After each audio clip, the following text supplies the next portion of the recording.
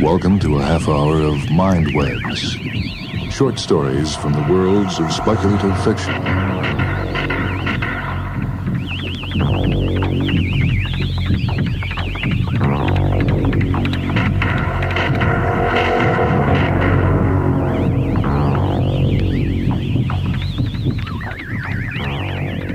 This is Michael Hanson, this time with a MINDWEB story from a collection edited by Kirby McCauley called Night Chills.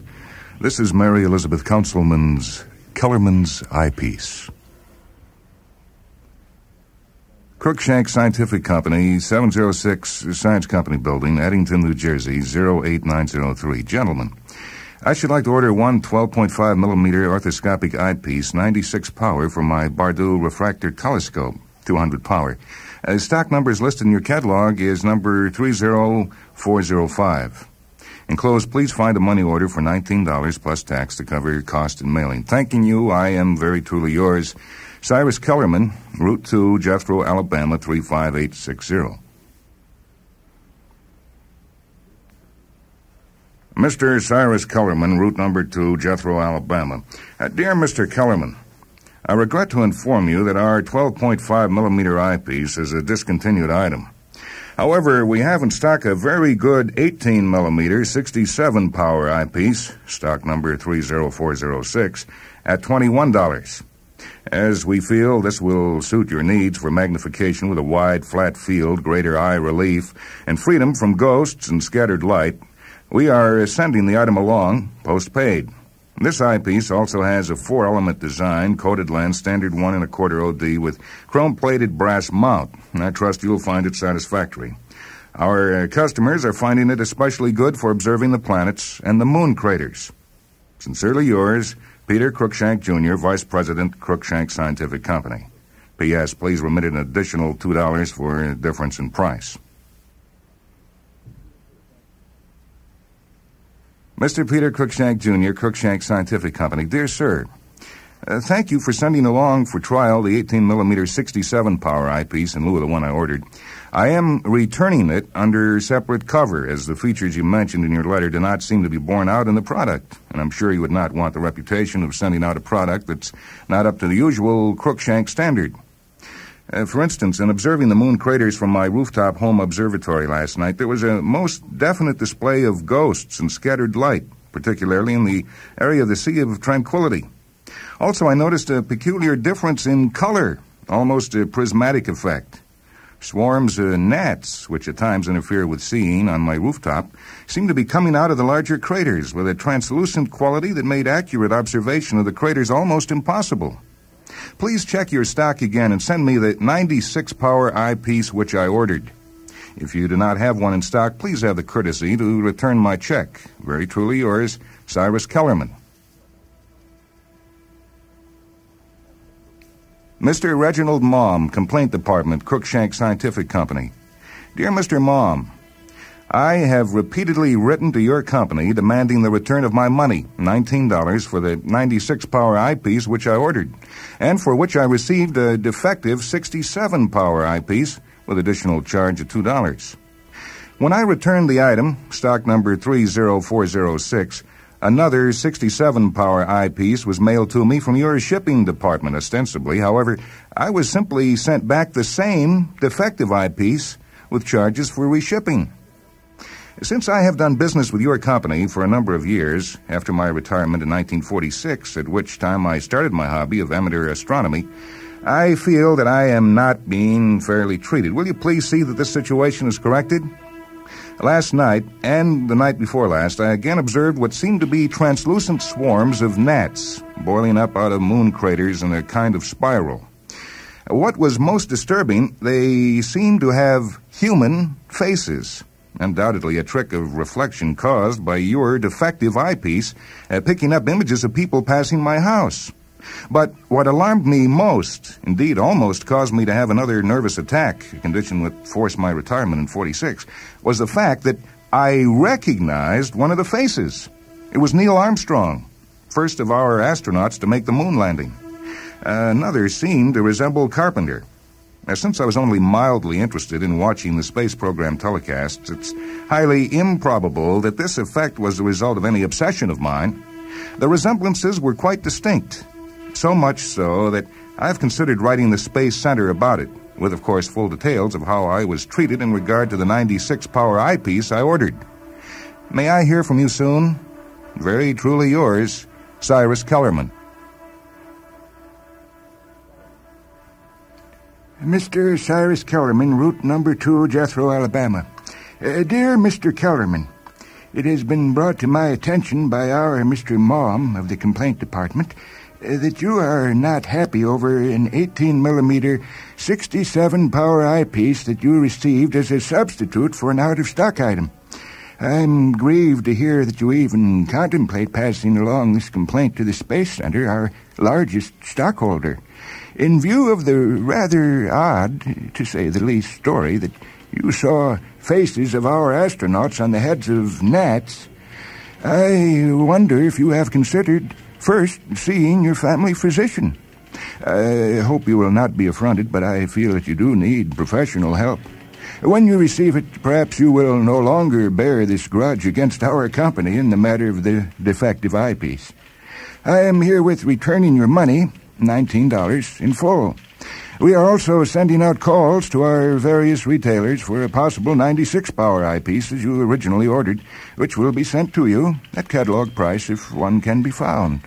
Hoping this clears up our little misunderstanding, I am cordially yours, Peter B. Cruikshank, Sr., President of Cruikshank Scientific Company.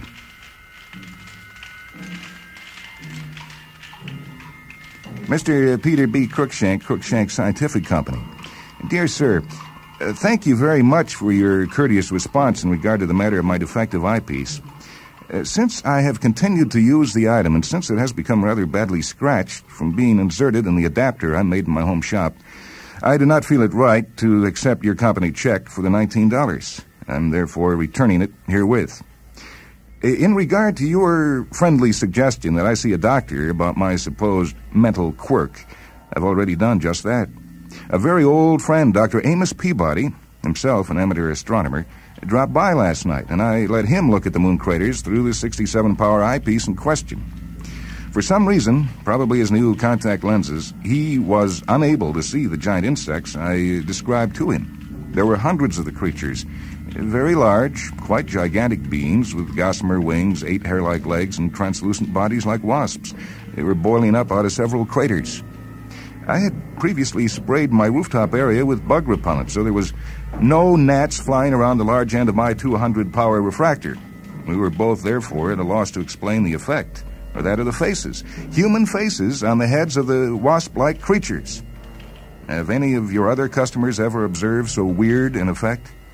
I do wish Amos Peabody or some other witness could confirm my findings.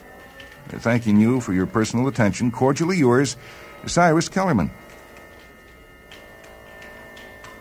Mr. Cyrus Kellerman, Route 2, Jethro, Alabama. Dear Mr. Kellerman, a very odd letter has come to my attention from a young Japanese astronomer, one Hideo Nagashima of Tokyo, who is experiencing the same strange effects described in your letter. He, too, observed transparent insects curling out of the craters around the Sea of Tranquility and the crater Clavius.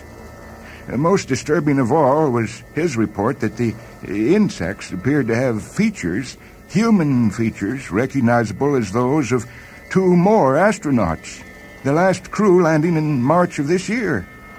If this is not a hoax engineered by both of you as a practical joke, I must request that you return the 67-power eyepiece to our laboratory for study.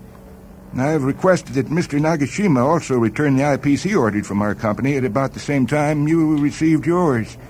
I believe they were 2 out of a gross of eyepieces in our stockroom which were subjected to extreme heat during a chemical fire in that area. In some way, the glass of the lenses must have been affected by the heat, thus producing this weird effect. Our scientists and residents would like very much to study the phenomenon if you would be so kind as to cooperate. It seems the rest of the gross were thrown out, having been damaged by the explosion. Meanwhile, I have located a 96-power eyepiece in Racine, Wisconsin, at one of our branch labs.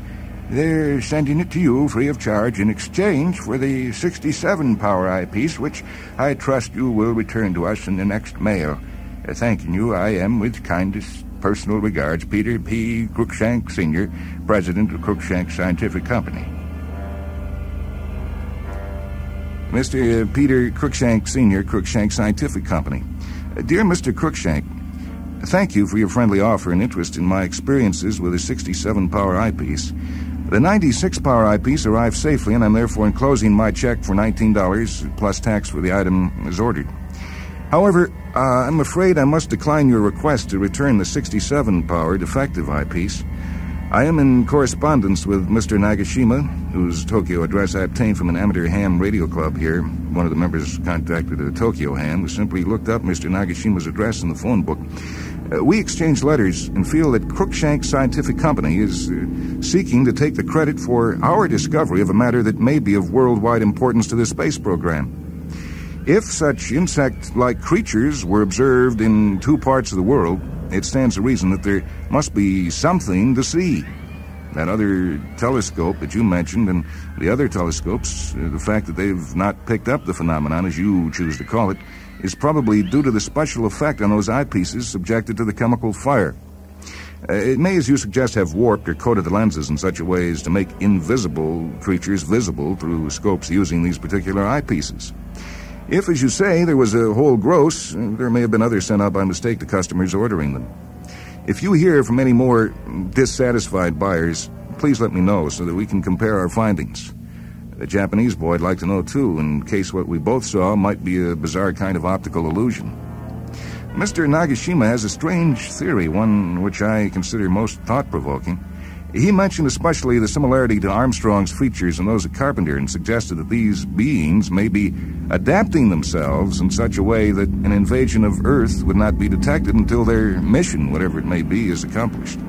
They assumed the features of our astronauts, of course, because they were the only humans near enough to contact and, shall we say, become like.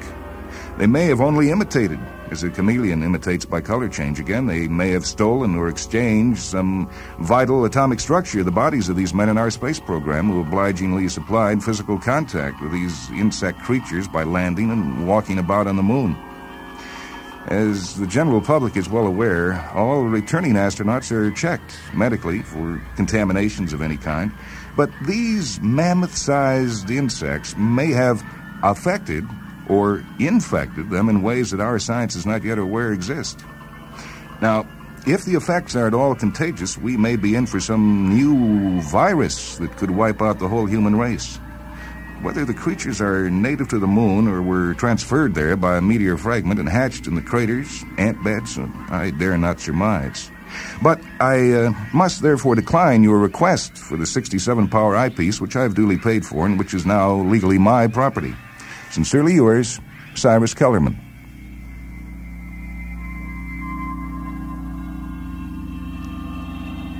Mr. Cyrus Kellerman, Route Number 2, Jethro, Alabama. Dear Mr. Kellerman, it has been brought to our attention by the Cruikshank Science Company of Eddington, New Jersey, that you have in your possession a 67-power eyepiece through which you, as an amateur astronomer, have observed some startling effects on the moon, and perhaps an optical illusion and perhaps something of danger to our continuing space probe. As a responsible citizen of the United States, which I am sure you are, Mr. Kellerman, you must realize the impact on the public if such a menace as you describe were announced prematurely in your local newspaper. I trust that you will keep this matter to yourself until our representative calls to investigate. I am sure you are aware of the panic potential, as evidenced by recent scares caused by irresponsible citizens making public announcements of the sighting of a UFO, unidentified flying object, in your area. All such reports are, of course, duly investigated by the Federal Bureau, and as many of the proven facts made public as we deem advisable for the national welfare. Our Mr. Lyle will call on you in the next few days. Please cooperate with him in turning over your 67-power eyepiece for proper examination in our space labs at Huntsville. If you have indeed made an important and alarming discovery, rest assured that all credit will be given you by the government when the matter can safely be made public in the various news media.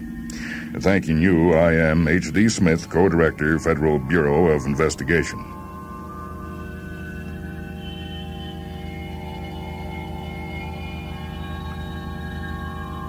News item, Tokyo Times, September 6th. Young astronomer killed in fall. A young amateur astronomer, Hideo Nagashima, 16, fell to his death from his rooftop observatory in the Tokyo tenement district at about midnight last night.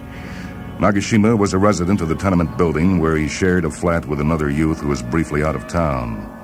Passers-by heard the youth cry out, possibly when he lost his balance atop the stepladder from which he was observing the stars through a 20-inch homemade reflecting telescope of the mirror variety. The body was discovered by a night watchman about dawn, and police were called. Nagashima was clutching an American-made eyepiece. The plastic casing was shattered and bits of glass were driven into the youth's hands. But death was instantaneous, caused by concussion and a broken back.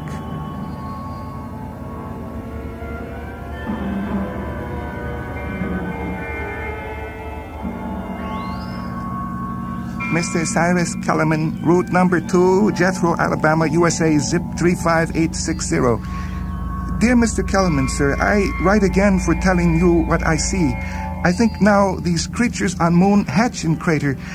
They from some star, maybe Betelgeuse, where all matter's gaseous. They not solid like we, but they make self-solid, like they condense, the way vapor condense to make water. To human size they condense. They assume faces, they come near Armstrongs, carpenters, or other. May learn to adopt whole body of human man. Maybe they have already done this thing and are now on Earth. We think is astronaut, but is not. One of them, maybe more, you believe is possible? What if they change place with astronaut? If they of high intellect could fool even doctors? I asking you, Mr. Kellerman, sir, what should we do? I am most frightened. I tell you this, please to answer and to advise me. I'm only a boy. You are a man, much older, and you will know what we should doing with such knowledge. I await your reply, Mr. Kellerman, sir. Faithful yours, Hideo Nagashima.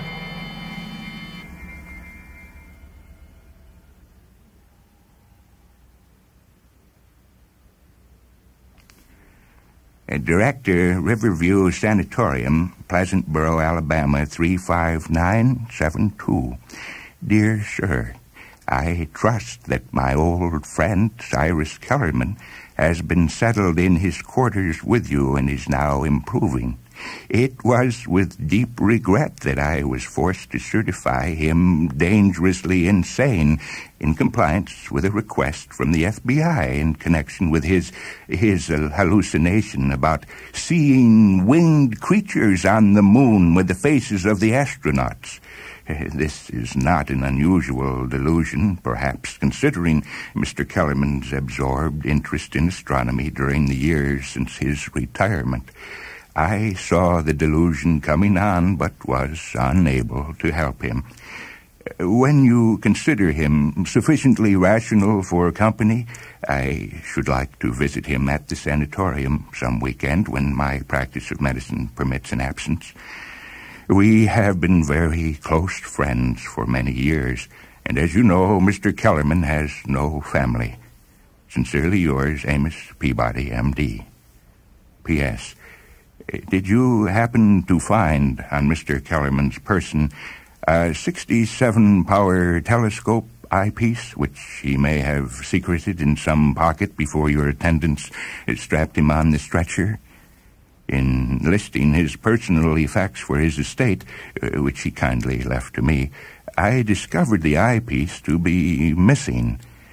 Mr. Cruikshank of the Cruikshank Scientific Company has offered $1,000 for its return for some reason not clear to me. This sum could clear up a great many of Mr. Kellerman's outstanding debts, which I, as the executor of his will, must attend to myself. If he mentions the eyepiece during some lucid interval, I would be most obliged if you would ask him where I can find the item. It is my opinion, however, that some sort of paranoid obsession over the purchase of this defective item may have brought on Mr. Kellerman's breakdown. So I advise extreme caution when questioning him about it.